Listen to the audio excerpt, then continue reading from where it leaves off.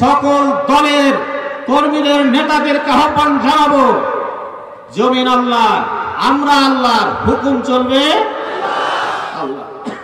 সুতরাং এই দাওয়াত দিতে হবে।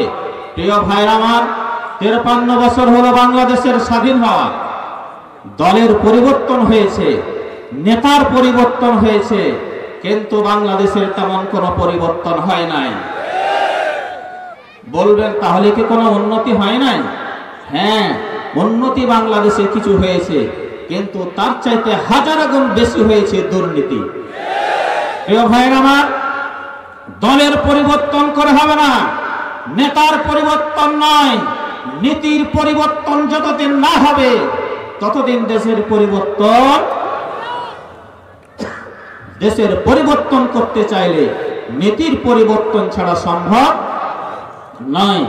আমরা যে নীতিতে এই রাষ্ট্রকে পরিচালনা করতে চাই সেটা হচ্ছে আল্লাহর বিধান, কোরআনের আইন এবং সৎলোকের শাসন। আপনারা রাজি আছেন ইনশাআল্লাহ? ইনশাআল্লাহ।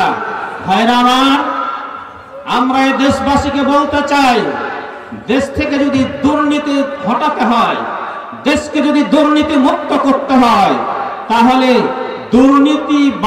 দুর্নীতি পরায়ণ নেতা দিয়ে কি এটা সম্ভব? এটা সম্ভব নয়।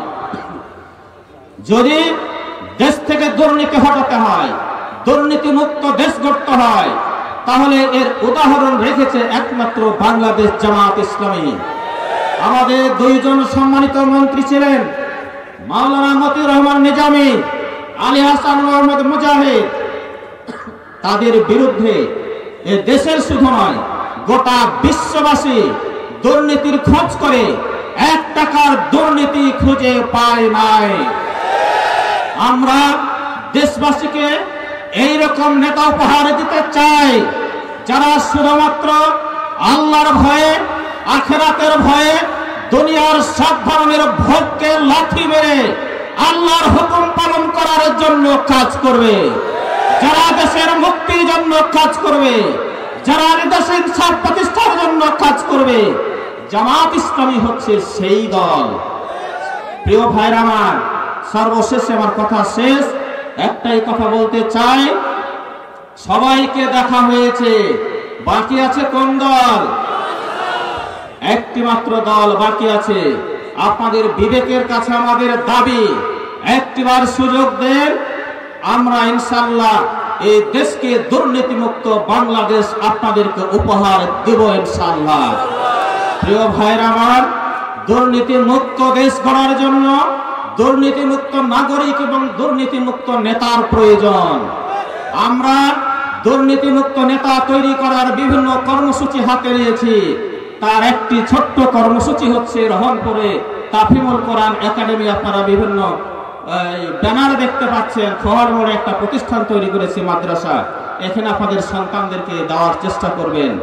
আজকে আমাদের মাননীয় প্রধান অতিথি একজন ফকির আসলো, ভিক্ষা চাইলো। মাননীয় প্রধান অতিথি বললেন টাকাটা আমি আগে দিব। দেওয়ার পর জিজ্ঞেস করছে ফকিরকে, বাবারে বাংলাদেশে ভোট হবে জানো? জানি বাবা। ভোট দিতে হবে জানো? জানি বাবা। তাহলে ভোটের কি করবেন? বলে সবাই শুনছে নাকি এবার জামাতিকে ভোট দিবে, তো আমিও জামাতিকে ভোট দেব।